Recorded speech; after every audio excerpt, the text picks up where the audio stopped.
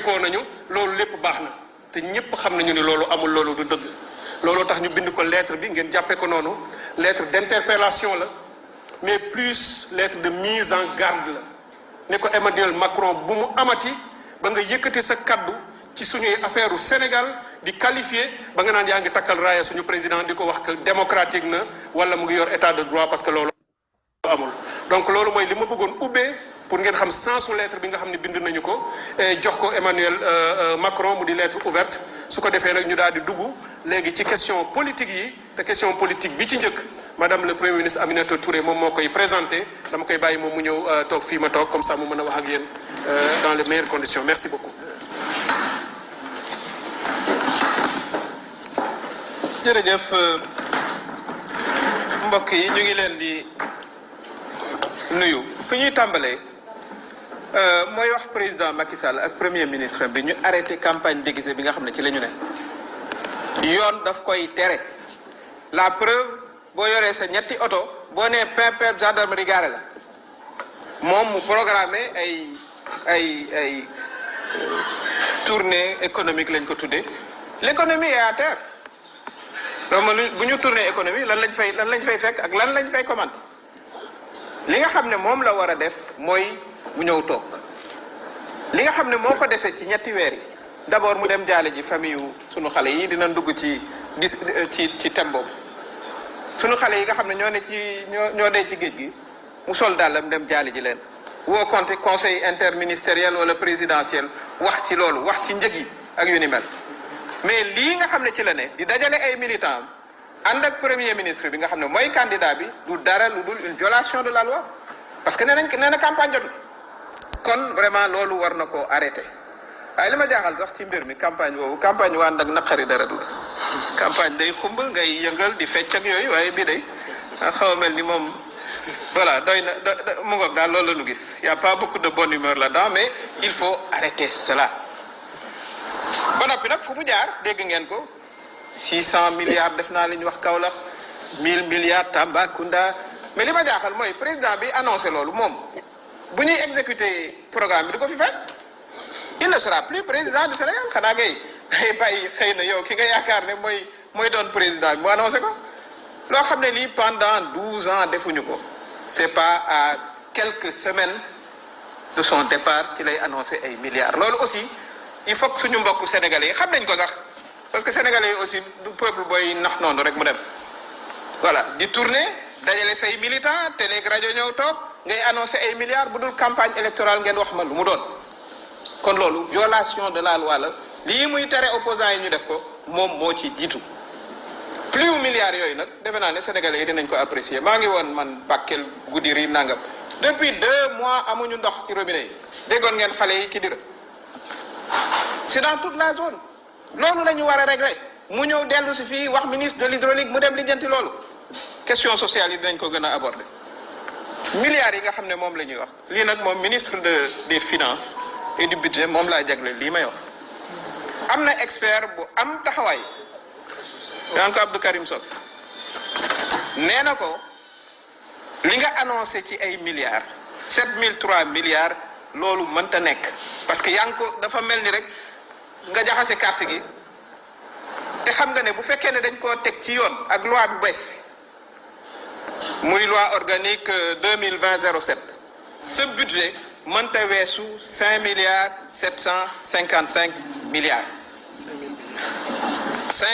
5755 milliards mënta weesu foofu boo jëlee loi bu bees bii may wax rek waaye boo ko jëlee jël loi bi nga xam ne moom lañ koy calculer depuis 1960 da nga koy yokk mu doon 7000 milliards mais loolu lu garaaw la ci réew ah lu garaaw la ci réew monsieur le ministre des finances bu fekkee ne yow li ngay wax wóolu nga ko na nga woo conférence de presse ñëw leeral li parce que da ngay dem yaag sa régime du ñu ñëw équipe bu bees ñu naan ñu 7 milliards ngeen voté booba fekk nañ ne en réalité 5000 milliards boo fi nekk loolu mënoo ko fënatal rek noonu dal di dem kon loolu it da di loo xam ne lii vraiment dañ ko ci interpeller parce que jamono ji ñu nekk c'est-à-dire tout est fait pour lëndëmal xel yi et cetera te sénégalais yi dañu décider terme changement la ñu woote campagne électorale déguisée budget voilà bidouiller loolu it du tax ñu bañ a dem fi nga xam ne nag aussi fa lay mujjee ci point politique bi mooy vraiment di ñaawlu délégué régionaux jàmbur yi ñuy jënd ma wax nag dégg naa sànq kuy justifier naan waaw voilà am na ay kàngamu opposition danañ ñëw mais def naa ne ñoom newuñ Sénégal ah façon politique boobu moom la sénégalais yi doyal achat de conscience jënd ay délégué sàcc cléwu jàmbur voilà ñu wax nag ngay annoncé ay ñoo xam ne dañuy ñëw transhumance d'ailleurs sax il faudra que ñun ñu réfléchir sur une loi contre la transhumance avec le nouveau régime contre la transhumance ma dégg benn ministre nee na waaw voilà c'est normal ah boo bëggee gagné nga def loo bëgg a def man maa ngi fay fàttaliku gàcce ga ñu daloon ka ñu foto woon mu yor xaalis bi ci tànkam loolu suñu gàcce la woon ba léegi ñun ñëpp nag suñu gàcce la woon ñun ñëpp ñu waxati nag am ku taxaw di justifier loolu dañ koy ñaawlu te sénégalais yi pour ñu dakkal ko xam nañ li ñu war a def solution bi kooku jeunes yi laa koy wax solution yi du gaal gi carte bi mooy solution bi du gaal yi carte yi la carte yi ñu toog fii premier tour Amadou Ba moom jàll taxawee ne fële di seetaan loolu la ñuy wax sénégalais yi ñu am ci taxawaay bi war ay be rek yooyu nag ak yooyu amu ci yoon parce que politique nag aussi fekkee ne jàpp nga ne da ngay gagné kay jarul maire comme da ngay gagné waaye def naa ne maire bi aussi mooy yi may wax candidat ba kooku maa ko waxal sama bopp engagé wu nii je parie que deuxième tour du ca dem te li may wax nii du ay rek sentiment xool ngeen camp ba fa mu nekk ñaata candidat ñoo jógee ca camp boobu ak sénégalais yi fi ñu toll bëgg un changement profond ña nga xam ne ñoo nekk ci dëkk yu ndaw yi ñoo gën a bëgg sax changement ñi ne ci fii ci dëkk bi kooku moom je parle d'expérience gis naa leen waxtaan ak ñoom kon loolu aussi mooy taxawaay bi ñu war a am taxawaay bi ñu war a am mooy mobiliser wu taxaw fexe ba changement war a mën a am au mois de février radicalement loolu dafa am solo loolu daal mooy li nga xam ne bëggoon naa ko wax ginnaaw bu ñu waree façon politique bi dafa war a jeex Sénégal tey yaa ngi fii suba yaa nga fële voilà jox la mbuusu xaalis nga jëndi délégué jàmbur jël cléwu jàmbur loolu mooy continuité ah il faut que ñu comprendre Amadou Ba nee na il est le candidat de la continuité mooy candidat continuité genre politique yi nga xam ne moo ñuy indi ba fii kon loolu vraiment ñu ngi koy ñaawlu voilà di wax sénégalais yi ne ni ñu koy faje mooy ñu jëli suñu carte yi bu février jotee incha allah l'opposition dans son ensemble jël candidat ba moom mu féete ba fee borom fas bi moom na taxawee ne nag maa ngi jégalu sax ci turfiste yi ndax fas nag aussi c'est un animal noble quand même. Macha Allah. Vous menez pour la prochaine génération, disons. Ok naa jaar ci Pape Sarr kilifa bi. waaw jërëjëf balaa may jël kàddu di wax ci ce reportage bi je veux parler quand même de la perte de temps si tu veux qu'on fasse une émission d'1 heure de temps ba pare ñu réussir li ñu bëgg a def en 1 heure de temps soo ñu xasee yónnee benn vidéo jarul nga ñu koy présenter waat parce que tu nous fais perdre du temps ça c'est la première chose que je voulais faire pour objecter sur la vidéo qu'on a regardée.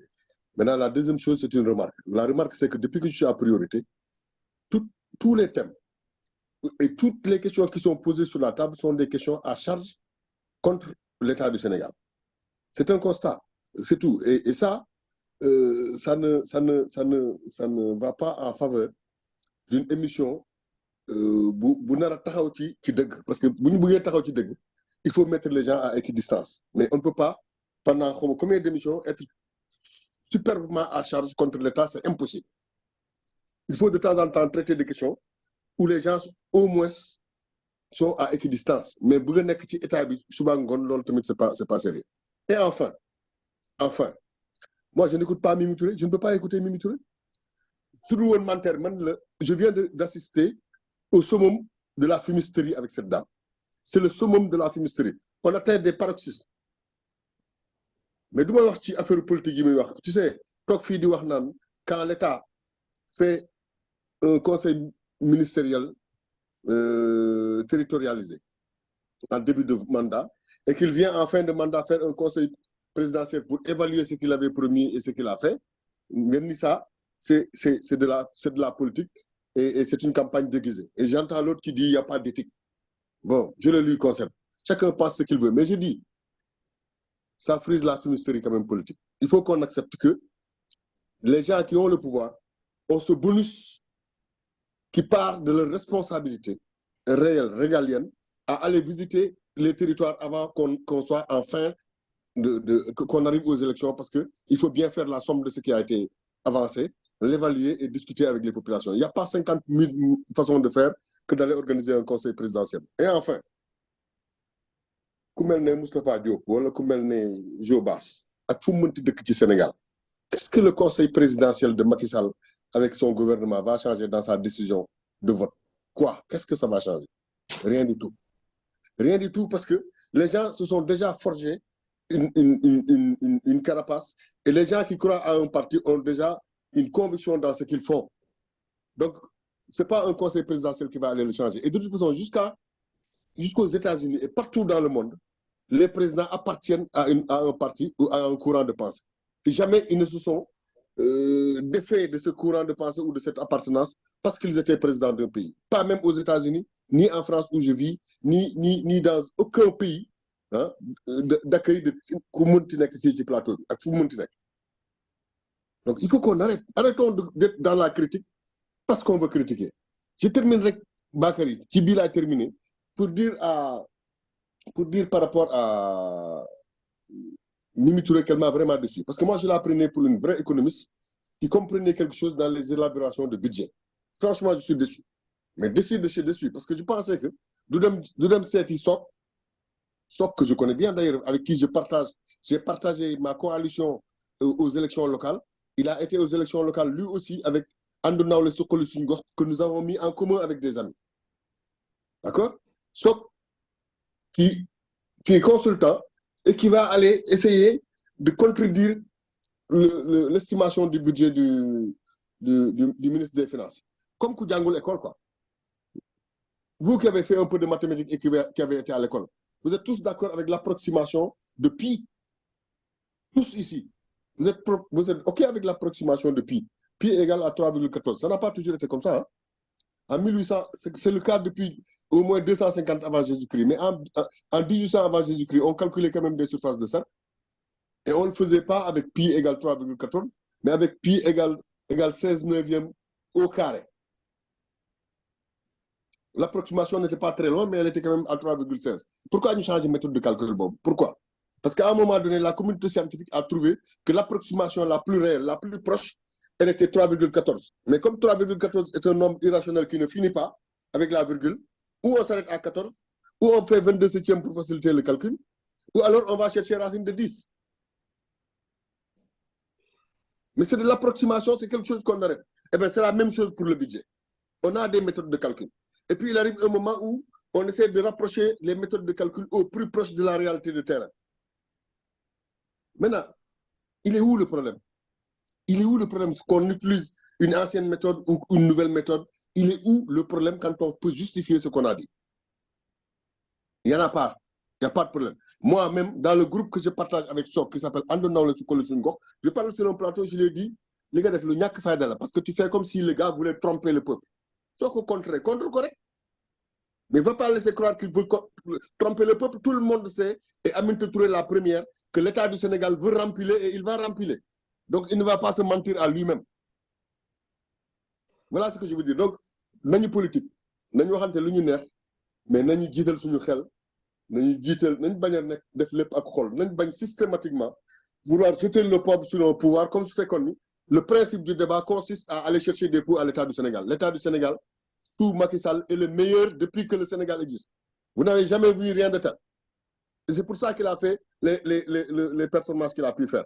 Je maintiens ça et je le maintiendrai jusqu'au bout. La preuve du contraire.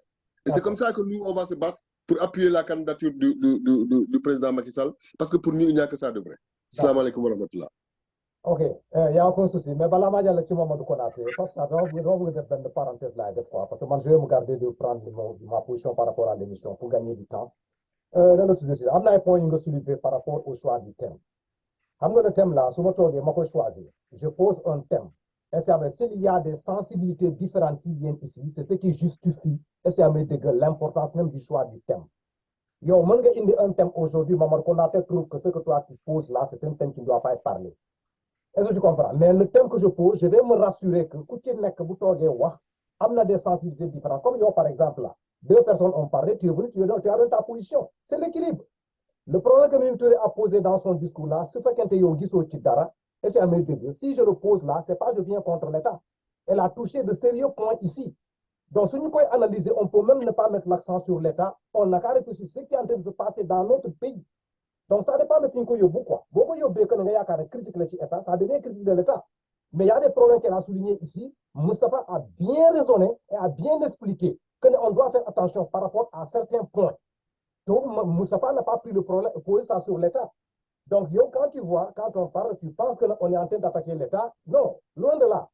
Elle a posé un problème. Analysons son discours. Et ce qu'elle a dit concernant au truc là, comment dirais-je là, au problème de finances là, enfin, elle a dit que si c'est comme ça, que le ministre des Finances là, m'a éclairé la lanterne au Sénégalais. Donc, qu'est-ce que tu as compris dans son discours? Elle a appelé le ministre Mounio éclairé.